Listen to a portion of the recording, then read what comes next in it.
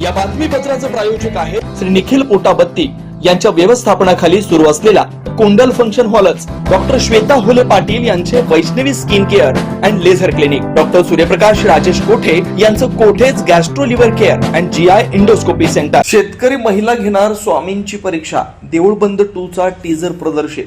श्रद्धा आणि अंधश्रद्धा, देव आणि नास्तिक यांच्यातील युद्धानं आजवर अनेक वळणं घेतली.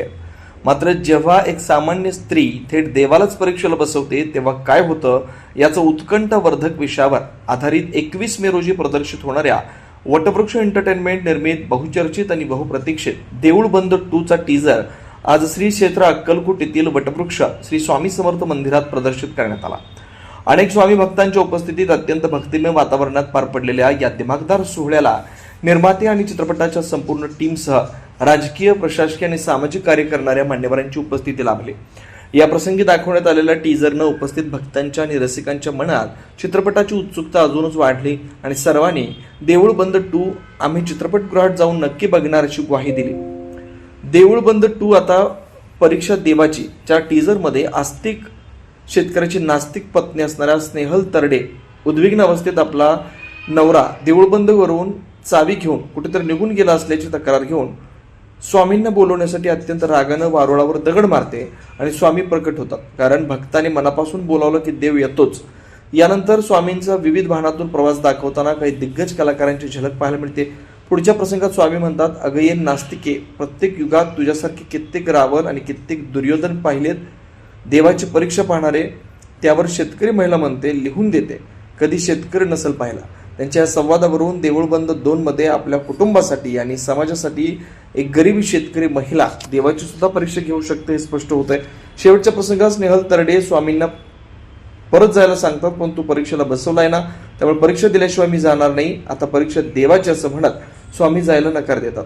नदीकाठचा निसर्गरम्य परिसर, भव्य वडाचं झाड आणि एका बाजूला स्वामींची जरब तर दुसऱ्या बाजूला एका सामान्य स्त्रीचं धैर्य, असा हा सामना खेळवून ठेवणार आहे. आता या परीक्षेत स्वामी कोणत्या प्रश्नांना सामोरं जाणार आणि शेतकऱ्यांच्या कोणत्या समस्यांचं निवारण करणार हे बघण्यासाठी प्रेक्षकांना 21 मे पर्यंत वाट पाहावी लागणार आहे. जे काही मनात असेल ते जाताना किंवा आधी जर दर्शन घेतलं असेल तर या स्वामींच्या समोर बोलून पहा आणि मग आपले प्रयत्न आणि आपले कष्ट चालू राहतातच.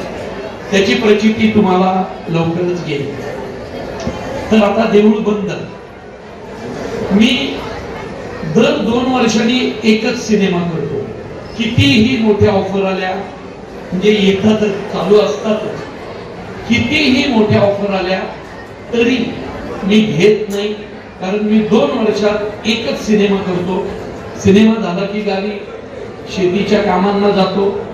शेतीची कामं संपली की मग परत पुढचा सिनेमा लिहायला पुण्यामध्ये येतो. हा माझा क्रम आहे आणि असंच असतं. देऊळबंद सिनेमा 10 वर्षांनी येतो. माझं आणि गश्मीर महाजनी दोघांचं डेब्यू देऊळबंद मधून झालं होतं. कारण गश्मीर माझ्या एकांकिकांमध्ये काम करायचा म्हणून त्याला मी पहिल्या सिनेमाचा हिरो करणार असं ठरवलं होतं. आज 10 वर्षांनी देऊळबंद येतोय. राघव शास्त्रीच्या जागी संगी पायगुडे नावाची शेतकरी महिला, संगी पायगुडे, ग्रामीण भागात स्नेहल हिरोईन. कित्येकदा असं आपलं बोलणं जातं, नेपोटिझम, हे काय देतात, संधी देतात ओळखीच्या लोकांना. कारण सांगतो, माझं लग्न झालं 10-11 वर्षांपूर्वी. जे मला निलिमा वगैरे ती माझ्या बरोबर काम केलेले, तिने एकांकिकेत म्हणून तिला माहिती आहे. तर लग्नाला 16 वर्ष झाली का. तर ज्यावेळी माझं लग्न झालं त्यावेळी माझी आर्थिक परिस्थिती खूपच बेताची होती. तरी तिने डेअरिंग करून माझ्याशी केलं.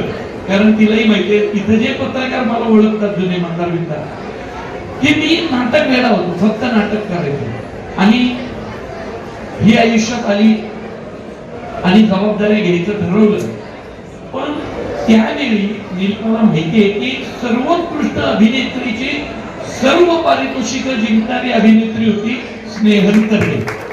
थिएटरवर श्री विजय शिक्षण प्रसारक मंडळ सोलापूर संचलित Shri Markandey butterfly garden Montessori English medium school, जुने विडी घरकुल विभागात प्रथमच सीबीएसई पॅटर्न, शिक्षणाची गंगा सोलापुरात आणणाऱ्या आणि अनेकांना देश विदेशात उच्च पदापर्यंत पोहोचवणारी शिक्षण संस्था मार्कंडेय विद्यालय व मार्कंडेय हायस्कूल याच शिक्षण संस्थेच्या अंतर्गत घरकुल येथील सर्वसामान्यांच्या पाल्यांना आता सीबीएसई पॅटर्नद्वारे शिक्षण, play group, nursery, junior KG, senior KG आणि पुढील शिक्षणासाठी अनुभवी प्रशिक्षित शिक्षक वर्ग, प्रशस्त पटांगण, नवनवीन खेळांचं साहित्य, प्रशस्त वर्ग खोल्या, याशिवाय एक्स्ट्रा करिक्युलर ऍक्टिव्हिटीज.